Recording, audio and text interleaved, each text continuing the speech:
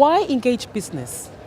What role does the private sector play in building resilience and adapting to climate change?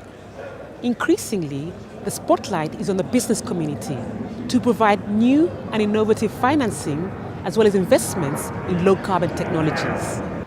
Fighting climate change doesn't come cheap. The $100 billion committed by 2020 for climate mitigation and adaptation is far from adequate. Developing countries especially are not in the position to bridge the financing gap in the face of competing priorities. So this is where the private sector comes in. I think we see the opportunities in being able to provide financing from our great big pension fund into businesses and the developments that are going to power the world with clean energy. And the specifics, whether they're wind, solar, alternative energy sources, it's we depend on people bringing us opportunities to invest in. We have a lot of money. I think that there is a lot of understanding about the commercial opportunities in renewable energy, grid-connected renewable energy, but there's still so much opportunity in missing finance into mini-grid and off-grid opportunities, and that ecosystem of businesses and the financing needed hasn't yet quite arrived. It's on its way, but it's not quite there yet.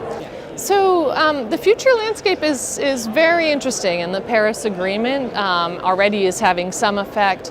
The dramatic declines in the cost of clean energy technologies like wind and solar having a dramatic effect.